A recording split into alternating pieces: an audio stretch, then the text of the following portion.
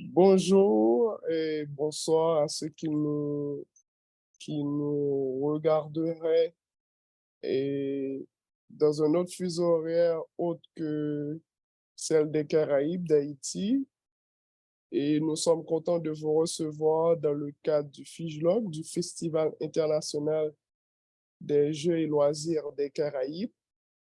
Et pour cette journée d'activité du 11 août, nous sommes contents au nom du comité du festival de recevoir le docteur Julien Alvarez dans le cadre de sa conférence intitulée Ludopédagogie et loisirs responsables, perspectives de développement durable.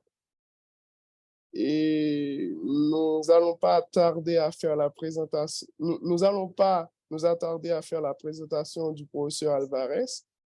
Et si vous avez regardé la vidéo qui a été mise en ligne sur nos différents réseaux sociaux et sur la chaîne YouTube de la Fondation dans le cadre du festival, il avait tenu un atelier sur la ludopédagogie et que nous avons eu pas mal de retours de nombreuses personnes concernant cet atelier par rapport à sa richesse, par rapport à l'apport de cet atelier, de ce masterclass sur la ludopédagogie. Et aujourd'hui, nous avons l'honneur de le recevoir à nouveau pour une conférence. Merci, docteur Alvarez. Nous vous laissons la parole.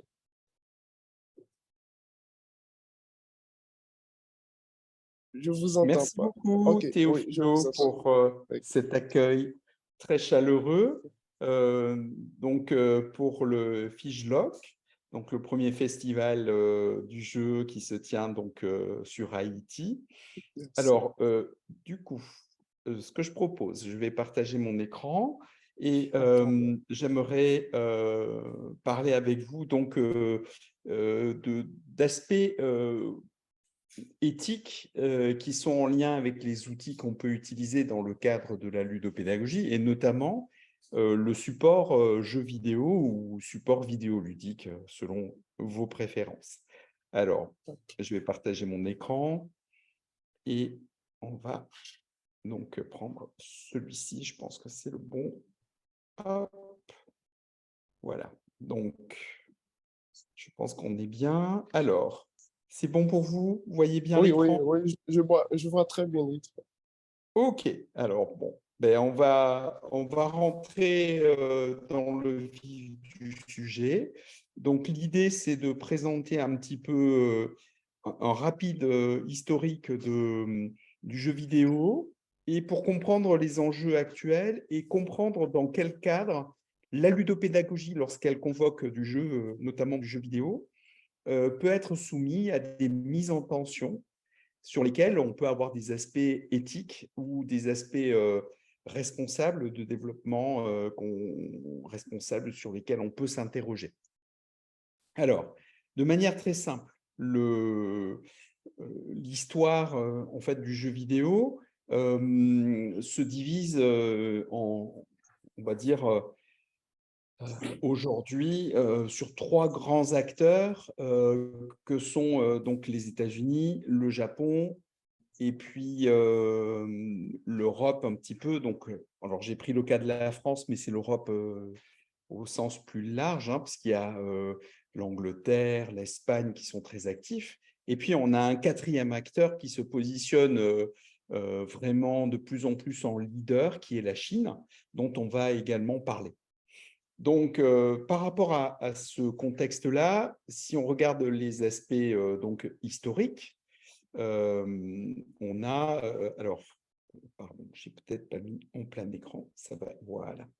Donc, de manière historique, le premier acteur important, ce sont les États-Unis qui ont lancé le premier jeu vidéo, on va dire, grand public, qui a rencontré le grand public en 1972. C'était avec Pong. C'était sous forme de borne d'arcade, comme vous pouvez le voir à l'écran. Et le jeu était très simple à l'époque, puisque ça se jouait soit contre la machine, soit contre un joueur. Et l'idée, c'était de renvoyer, donc, avec une raquette qui pouvait se déplacer du bas en haut de l'écran, une balle et celui qui loupait la balle perdait des points. Et donc, le premier qui arrivait à 10 points gagnait la partie.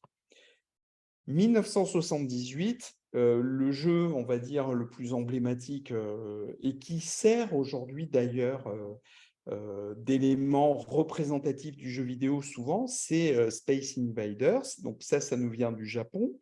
En fait, si vous regardez la structure de Space Invaders, ça nous rappelle un jeu de casse-briques. C'est-à-dire que vous avez le canon au bas de l'écran que vous pouvez déplacer de gauche à droite. Et la particularité, c'est au lieu de juste renvoyer une balle pour détruire des briques dans un mur, là, vous avez la possibilité de tirer qui vous a été offerte et vous devez dégommer donc des aliens qui descendent petit à petit pour vous envahir. Ensuite, évidemment, un autre succès commercial qui est également aujourd'hui emblématique de l'univers du jeu vidéo. Hein. Quand on représente le jeu vidéo, ça peut être aussi symbolisé par Pac-Man, donc qui est ce jeu qui date des années 80, qui a été développé par Capcom et qui donc introduit une particularité, c'est que on va être sur la nourriture, sur la thématique de la nourriture, le fait de manger, ce qui est assez inédit pour l'époque. Et donc, on voit que, en fait, cette période des années 70-80 permet donc de découvrir des jeux vidéo, mais est aussi quelque part un moyen pour des puissances commerciales de s'exprimer et de montrer leur savoir-faire sur le plan technologique. Donc le jeu vidéo, c'est aussi quelque part vu comme un ambassadeur d'un savoir-faire et de là, on impose petit à petit aussi la culture, sa culture. Et donc, on a ce qu'on appelle un phénomène qu'on appelle ici du soft power, c'est-à-dire qu'on va imposer de manière douce une culture, une hégémonie culturelle qui va pouvoir se... Alors souvent, on le fait à travers des films, mais là, ça va pouvoir se faire à travers le canal du jeu vidéo. Alors en France, on voit qu'on est sur des dates qui sont beaucoup plus tardives. Il faut attendre 1982 pour avoir une borne d'arcade entièrement faite par une société française pour proposer un jeu qui s'appelle le Bagnard et qui sera exporté sous le nom Bagman. Donc ce qui est intéressant, c'est qu'on voit aussi la domination de la langue quand on veut s'exporter dans l'univers du jeu vidéo dans les années 80, mieux vaut avoir un titre anglophone que francophone, par exemple, pour pouvoir s'installer dans les différents pays que l'on vise à travers donc, le canal du jeu vidéo. Alors, ces éléments étant posés, hein, rapidement, on aurait pu rentrer plus dans le détail, mais là, c'est juste pour planter le décor. Ce qui est intéressant aussi, c'est de voir quelles sont les communautés qui gravitent autour du jeu vidéo.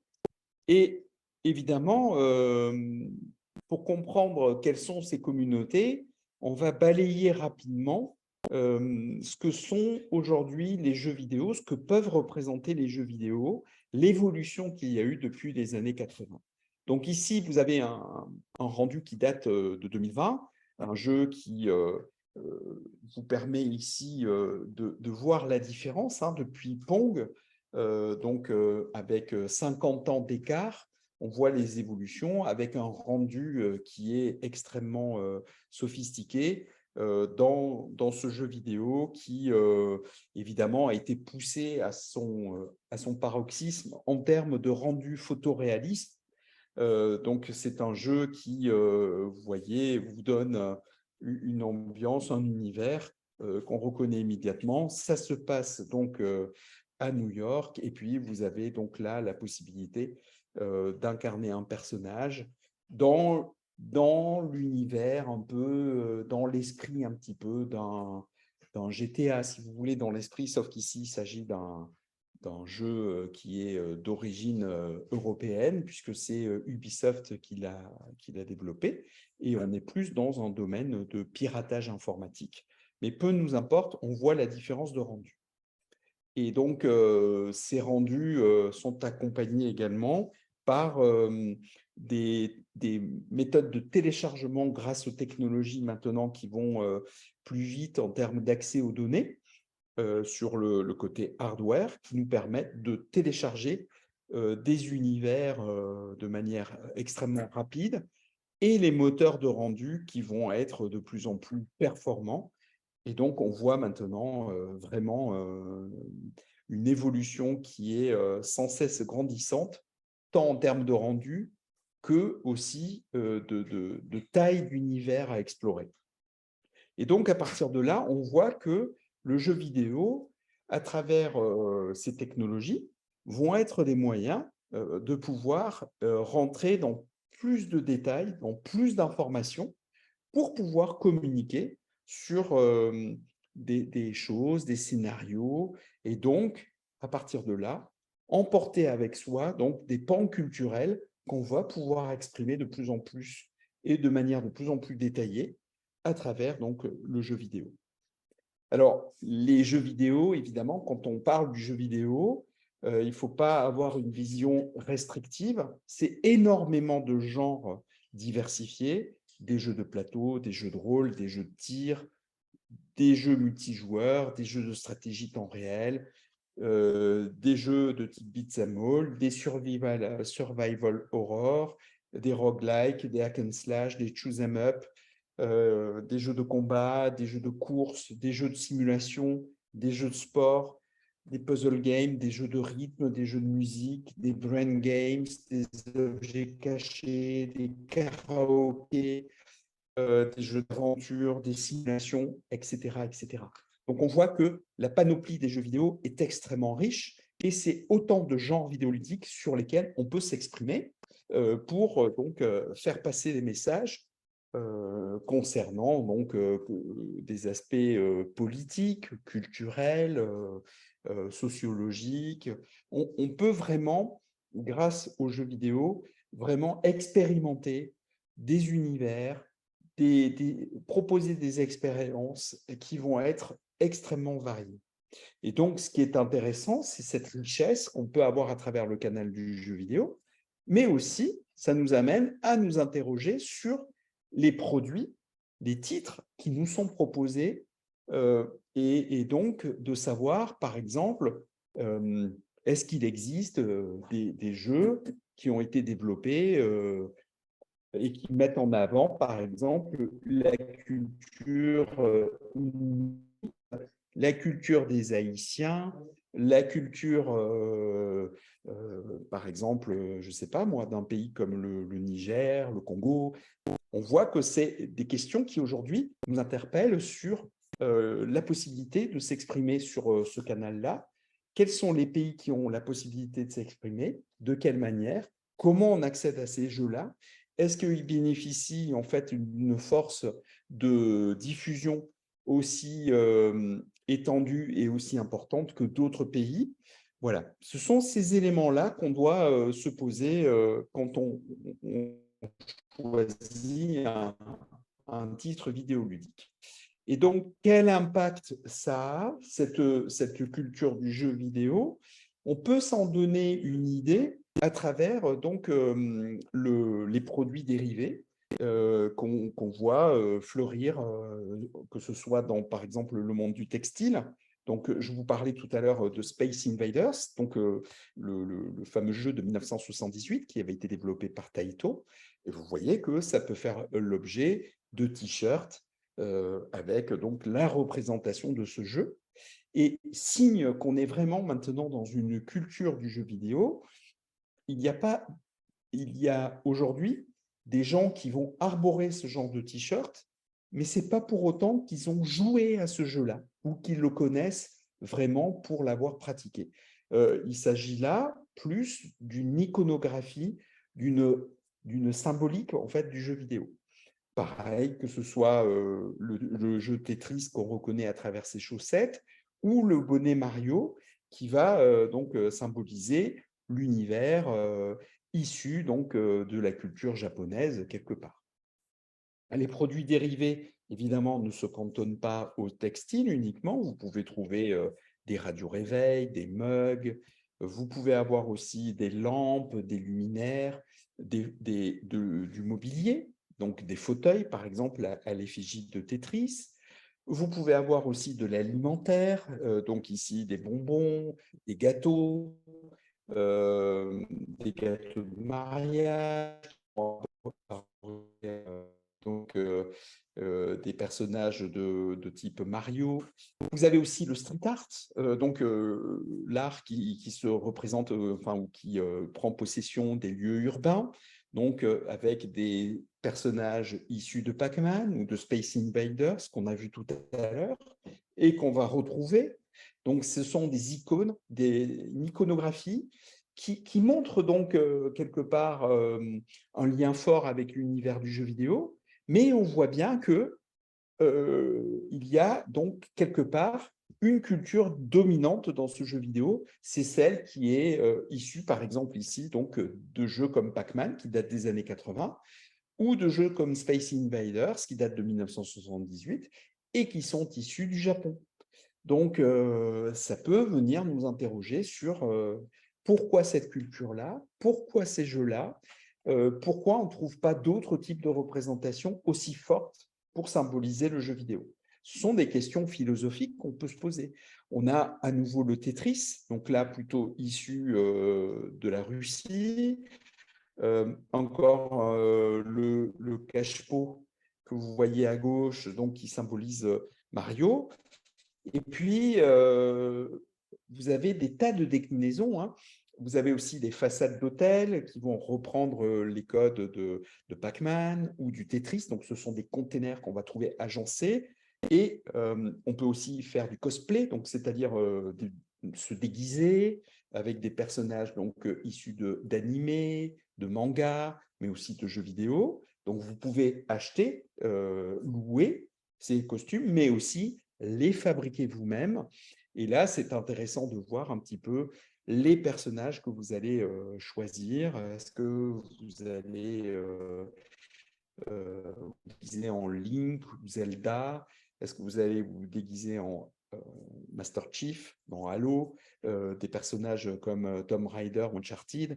Voilà, tout ça nous ramène donc vers des licences vidéoludiques et donc des pans culturels des pays derrière qui vont asseoir leur culture.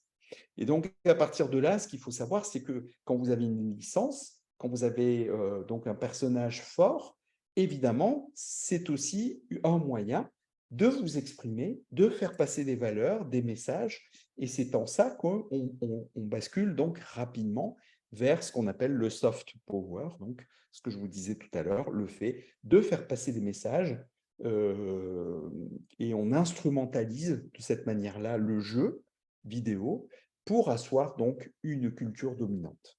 Et vous pouvez donc trouver des déclinaisons hein, de ce jeu vidéo, mais dans des choses qui sont complètement inattendues, comme des masques, comme des urinoirs. Et vraiment, chaque fois, ça vous évoque une licence et ça vous évoque donc un jeu vidéo en particulier, et donc quelque part, une culture qui est associée. Et face à tous ces titres vidéoludiques qui sont très variés, qui ont des licences phares, vous avez également donc des communautés de personnes qui vont se positionner selon les activités qu'on peut avoir autour du jeu vidéo. Donc, vous pouvez avoir des game designers, c'est-à-dire des gens qui fabriquent des jeux, des communautés qui collectionnent des jeux vidéo, des communautés qui vont être également dans le fait de créer des prototypes, détourner des jeux, les hacker. Vous avez aussi des communautés de fans de jeux ou de machines, des gens qui n'aiment que LOL, des communautés qui n'aiment que Minecraft, qui du moins aiment fortement ces titres-là, ou alors les fanboys ou les fangirls qui aiment que certains types de machines, que la PlayStation, que la Xbox, que la Nintendo, la Switch, etc. Et donc, ils vont faire donc, des événements autour de ces machines ou de ces titres. Et puis, vous avez des communautés qui vont faire du machinéma. Donc, c'est-à-dire qu'ils vont capturer des scènes dans des jeux et ensuite faire du montage, doubler et créer de véritables histoires, donc avec des extraits issus de jeux vidéo. Vous avez la communauté des cosplays, les cosplayers, ce qu'on a évoqué tout à l'heure, ceux qui se fabriquent les costumes.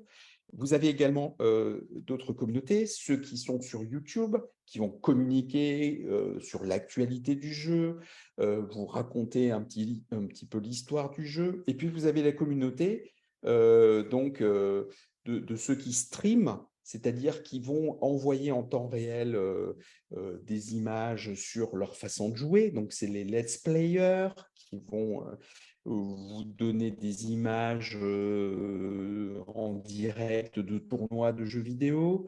Vous avez la communauté de la presse, vous avez la communauté des joueurs ou de ceux qui fabriquent des jeux indépendants. Vous avez les homebrew, ce sont ceux qui fabriquent des jeux sur des consoles qui aujourd'hui ne sont plus sur le marché, comme la Vectrex, l'Atari VCS 2600.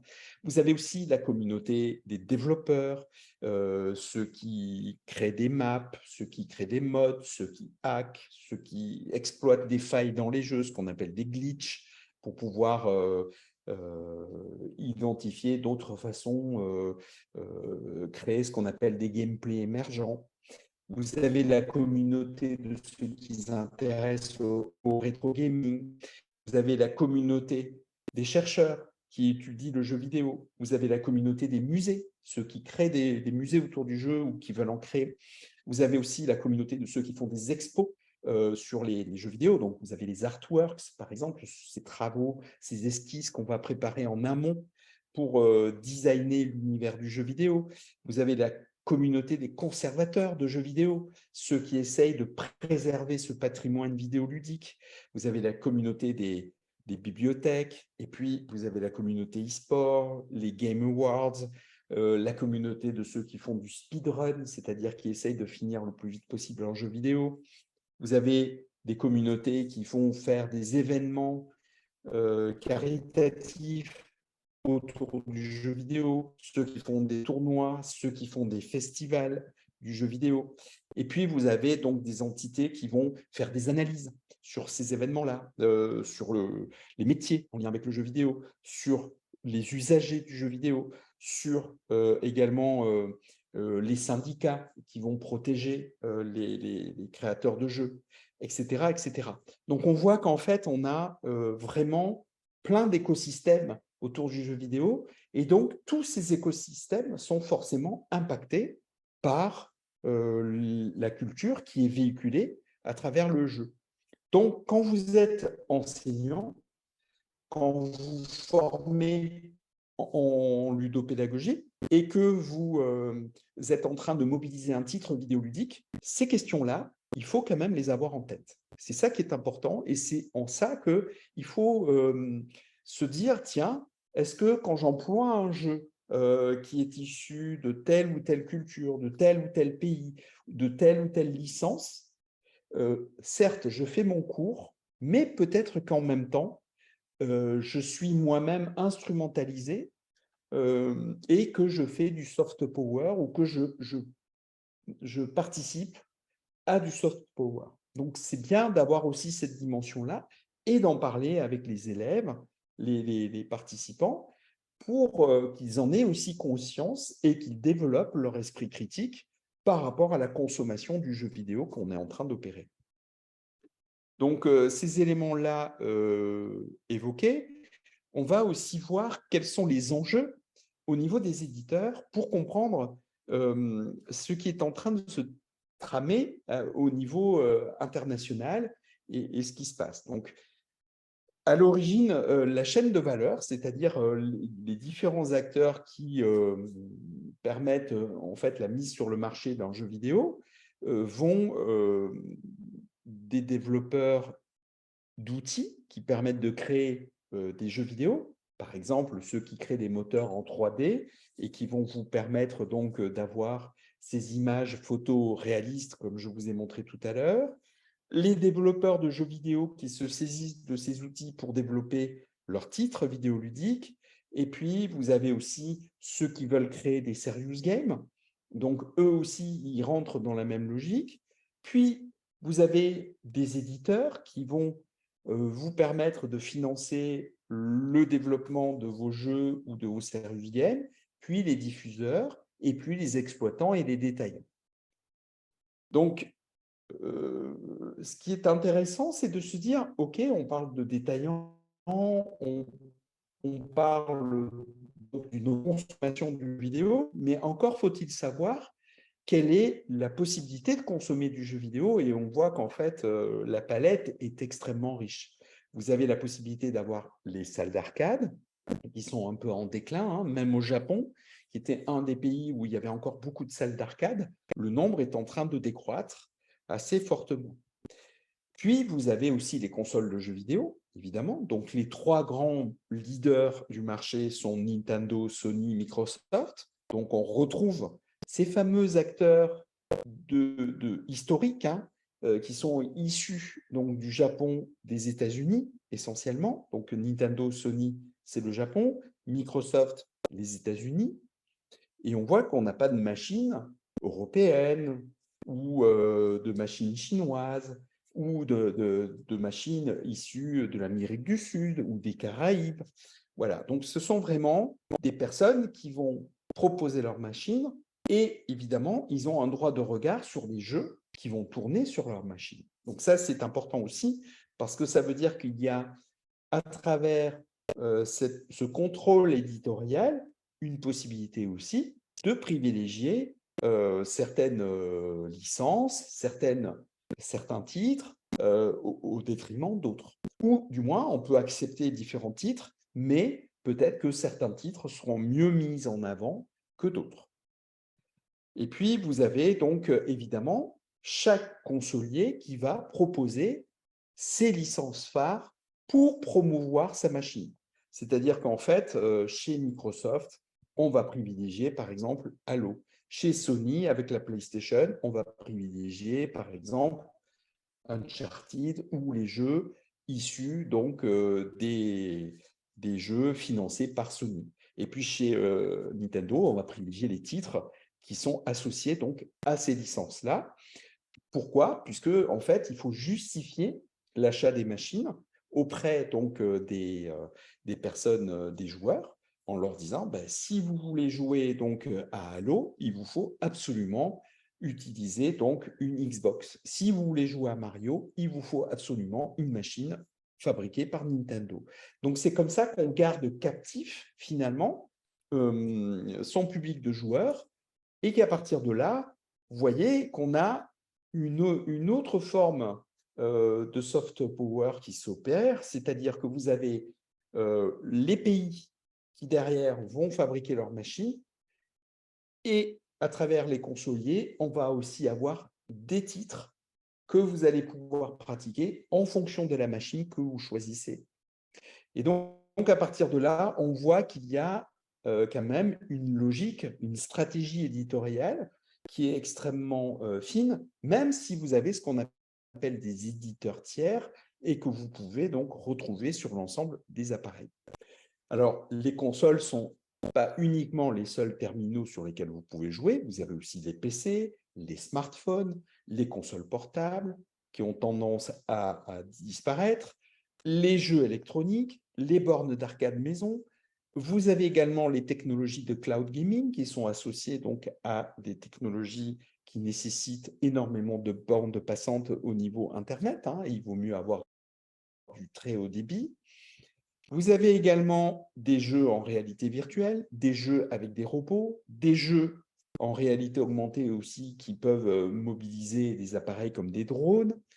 Vous avez des jeux qui vont mobiliser aussi ce qu'on appelle les IoT, c'est-à-dire des objets connectés, des jouets connectés, des objets utilitaires aussi comme des brosses à dents. Et puis, vous avez des jeux avec des interfaces tangibles que vous associez donc à vos tablettes PC, par exemple. Vous avez également le jeu vidéo mapping, c'est-à-dire les jeux qui se projettent sur des façades d'immeubles ou de monuments. Vous avez les escape games qui peuvent mobiliser aussi des technologies numériques. Et donc, à partir de là, on voit que tous ces terminaux-là vous amène à consommer potentiellement du jeu vidéo sur tout un ensemble de supports. Et dans cette équation où, en fait, il faut proposer des titres de manière très simple et accessible, il y a un support qui a tendance à disparaître dans cette équation, c'est ce qu'on appelle le support physique. C'est-à-dire qu'aujourd'hui, on privilégie de plus en plus le jeu dématérialisé, parce que sur téléphone mobile, vous n'avez pas besoin d'insérer un CD-ROM. Les consoles de jeux, de plus en plus, vous proposent des titres qui se téléchargent, pareil sur PC.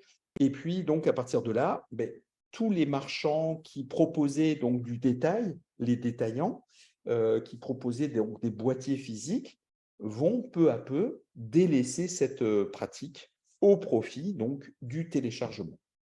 Et donc, à partir de là, comment se matérialise en fait la possibilité d'acheter ces jeux?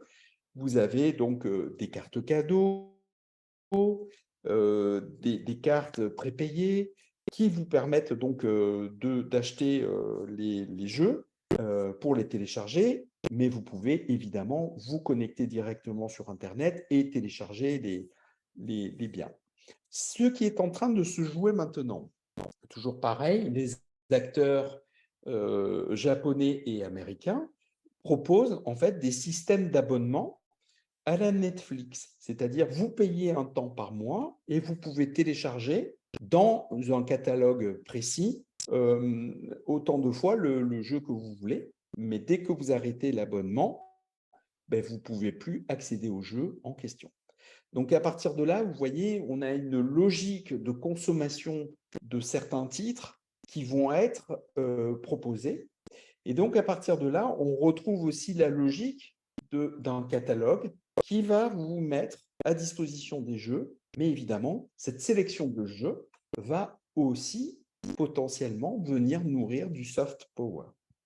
Donc, ce qu'il faut savoir aujourd'hui, c'est que ces logiques d'abonnement qui s'opèrent au niveau des trois grands acteurs que sont notamment Xbox, Microsoft et PlayStation avec Sony, un petit peu moins Nintendo, qui a un petit peu de mal à se positionner sur ce segment-là pour le moment, mais ils y viennent. Ces acteurs-là, évidemment, aiguisent les appétits d'acteurs concurrents. Ces acteurs concurrents sont les acteurs du GAFAM. Donc, vous avez Amazon, vous avez Facebook, donc Meta, vous avez Stadia. Alors, Stadia, Google, qui a malheureusement, enfin, ou heureusement, j'en sais rien, je n'ai pas d'avis là-dessus, fermé ses portes, ce service qui n'a pas fonctionné. Vous avez Nvidia, vous avez Steam, vous avez Epic Game Store et vous avez Apple Arcade. Tous ces acteurs-là veulent aussi se positionner donc sur le marché du jeu vidéo. Et vous remarquez que ce sont essentiellement des acteurs états-uniens, donc les acteurs du GAFAM, et éventuellement aussi asiatiques. On va voir comment. Donc, toutes les chaînes de boutiques qui vous proposent en fait d'acheter des boîtiers physiques tendent à trouver des moyens de se diversifier et ne peuvent plus se positionner uniquement sur la vente de jeux, mais doivent aussi proposer des produits, des figurines, des t-shirts, des textiles, et on retombe sur cette logique que je vous ai évoquée tout à l'heure, avec donc la mise en avant de licences qui vont encore asseoir en fait une certaine forme de domination culturelle. Alors à partir de là, la chaîne de valeur que je vous ai évoquée diminue, serait forcément de détaillants, puisque les boutiques de vente physique n'ont plus lieu d'être, étant donné qu'on peut tout télécharger. Alors, un autre enjeu qui est en train de s'opérer, c'est que vous avez énormément de studios de jeux vidéo qui existent donc au niveau mondial, et ces studios sont rachetés par les gros acteurs, puisqu'il va falloir fournir du contenu, alimenter en fait ces différentes offres que je vous ai évoquées, Donc, le fait de s'abonner mensuellement pour avoir des jeux, ben, ça veut dire derrière avoir des studios qui fabriquent ces jeux. Donc là, vous avez des labels qui sont en train de se mettre en place, enfin qui se sont mis en place, pardon, PlayStation Studio par exemple et Xbox Game Studio, toujours un Américain, un Japonais, vous remarquerez, et ils vont donc racheter des studios. Et le dernier achat en date, hein, qui a fait beaucoup couler d'encre, c'est notamment le rachat de Activision, qui fabrique notamment Call of Duty, qui est une licence qui brasse plusieurs milliards à chaque année avec la vente de leurs titres. Donc, vous voyez qu'en fait, ces labels donc, regroupent tout un ensemble de studios avec des licences phares qui sont mis en avant et qui, pour être rentables, ont besoin de se positionner à l'échelle internationale, évidemment, puisqu'on peut difficilement rentabiliser un titre vidéoludique sur un seul pays aujourd'hui, quand le jeu vidéo coûte plusieurs centaines de millions de dollars à fabriquer, avec derrière aussi le marketing qui est associé pour promouvoir évidemment ces titres. Donc on voit qu'on a plusieurs couches maintenant qui interviennent pour promouvoir certains titres aux dépens d'autres titres, évidemment. Et donc, on va miser sur des licences qui sont rassurantes pour les éditeurs, puisqu'on sait qu'elles vont générer des bénéfices. On sait qu'un Call of Duty ou qu'une licence de football qui avant s'appelait FIFA, mais qui change maintenant de nom, va pouvoir générer des ventes annuellement. Et donc, évidemment, pas question de toucher à ces licences-là et on continue. Après, il y a quand même une politique qui consiste à essayer de positionner des titres un petit peu plus marginaux, que peuvent être donc les licences indépendantes. Et puis, on regarde ce que ça donne. Est-ce que ça a généré des ventes ou pas? Mais on sait que ça peut être marginal.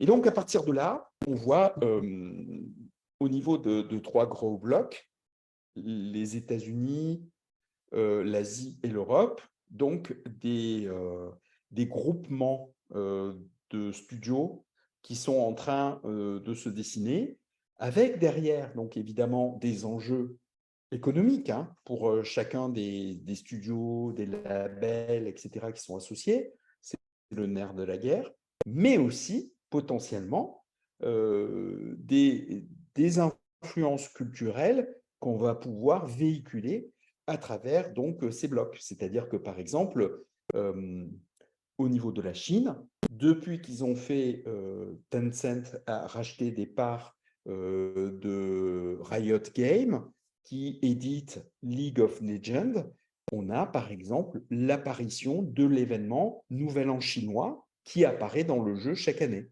Or, ça n'était pas le cas avant. Donc, on voit que le fait de racheter des parts dans un studio ou dans un jeu qui a pignon sur rue et qui a une forte diffusion, c'est aussi la possibilité d'opérer du soft power par ce canal-là. Alors, c'est dans ce contexte-là qu'il est intéressant de voir un petit peu quels sont les effets que peuvent avoir ces titres. Alors, ça, on avait déjà vu la dernière fois, je ne repasse pas là-dessus, mais ce que je voulais vous montrer, c'était que, en fait, ces enjeux, aujourd'hui, aiguisent l'appétit de nombreux acteurs. Et donc, ce qui est intéressant, c'est de voir aussi l'impact que ces gros acteurs peuvent avoir sur les organismes qui forment les futurs acteurs qui vont développer des jeux. C'est-à-dire que, par exemple, en France, on a des organismes, des écoles de jeux vidéo, qui vont évidemment répondre aux besoins du marché et qui vont dessiner un petit peu partout, en fonction des grands acteurs qui en ont besoin, des personnes qui vont pouvoir grandir les rangs, faire grandir les rangs donc, de ces différents studios qui se trouvent donc en Asie, en Europe ou aux États-Unis. Et donc, on forme. Mais la question, elle est là, c'est que quand on forme ces jeunes développeurs, créateurs, etc. La question est de savoir s'il n'y a pas aussi un formatage de ces acteurs pour qu'ils rentrent un petit peu dans les canons de ce qui est attendu par ces gros labels, par ces gros studios, pour développer des jeux qui vont correspondre donc évidemment à la fois aux besoins financiers, aux besoins du marché et aussi aux demandes du soft power.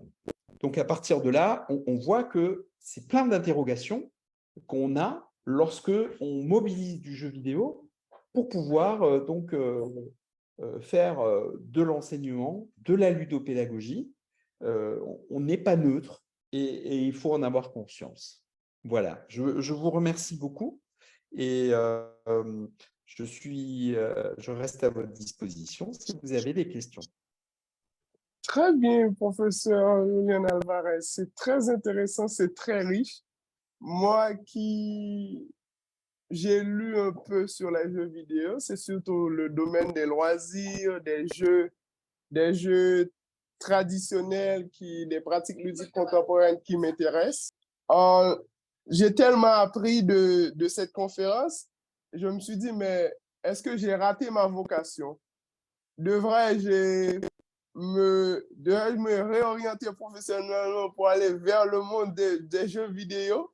Parce que c'est tellement riche, passionnant, les métiers du jeu vidéo, mais également, et toute cette réflexion peut susciter des vocations, et surtout pour nos festivaliers et festivalières, surtout pour nos apprenants, pour les enseignants et les enseignantes en Haïti, mais également dans la région Caraïbe, parce que et par rapport aux statistiques, il y a très peu d'écoles qui forment dans le jeu vidéo dans les Caraïbes francophones.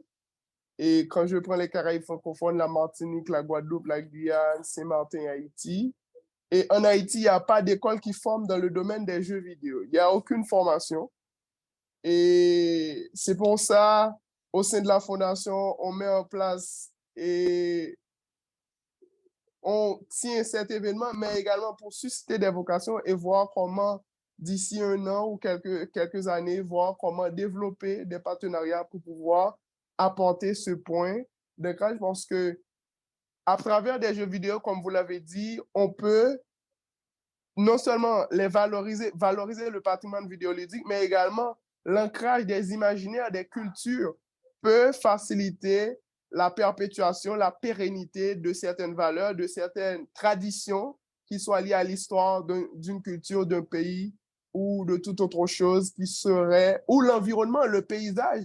Parce que je vois que dans certains jeux vidéo que j'ai regardés ces dernières années, la dimension du paysage sensoriel, du paysage et du milieu en tant que tel est très fort, très prépondérant dans les représentations visuelles qui incarnent ces jeux vidéo-là. Et je n'ai pas vraiment de questions, mais j'espère que ces échanges pourront se continuer, mais également nos festivaliers et festivalières pourraient nous faire part de leurs questions et vous les envoyer par mail. Avec grand plaisir. Moi, je suis également intéressé par tes travaux sur le fait d'aller étudier sur le terrain les pratiques ludiques. Alors, on était très focalisé sur le jeu vidéo, mais évidemment, on pourrait parler de la même chose en ce qui concerne les jeux de société qui font aussi l'objet de ventes, de distribution, de diffusion, etc. Et évidemment, les jeux de société sont également empreints d'une certaine culture, ils véhiculent une certaine culture, que ce soit par les règles du jeu proposé ou par les représentations associées. Et ce qu'il faut savoir aussi, c'est que ces jeux de société vont également pouvoir être déclinés aussi potentiellement en jeux numériques.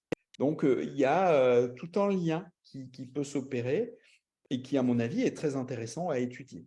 Donc, qu'on soit dans l'étude au niveau anthropologique, sur le terrain, au niveau sociétal, au niveau Internet, etc., ce sont autant de champs à explorer, à étudier, et avec, à mon avis, des questions qui vont se recouper justement sur ces influences, domination, instrumentalisation qu'on peut opérer autour des jeux. D'accord. Avec grand Merci plaisir beaucoup, pour professeur répondre aux Albert. questions des festivaliers le moment venu. D'accord, merci. Et j'espère qu'au sein de la Fondation, nous essayons de voir d'ici peu comment développer un partenariat avec vous pour voir comment soit regarder non seulement du côté de la formation et de la recherche sur les jeux de société, et spécifiquement en Haïti, et qui serait réellement très intéressant pour documenter la littérature scientifique sur cette région parce que il y a presque une absence et une quasi-absence de littérature scientifique, de travaux sur ces questions en Haïti, même à la Guadeloupe ou à la Martinique, lorsque je regarde les bibliographies. Il y a certaines études anglophones, certes, et qui portent sur cette dichotomie ou cette binarité qu'on essaie de mettre en place, jeu numérique, jeu traditionnel, mais je pense qu'on pourrait dépasser ce cadre et aller vers autre chose qui serait tout à fait intéressante pour la communauté scientifique, mais également pour ceux et celles qui sont de la communauté des enseignants et des enseignantes. Avec grand plaisir, Théophilo. D'accord, merci très bientôt. beaucoup. À très bientôt. Au revoir. Au revoir.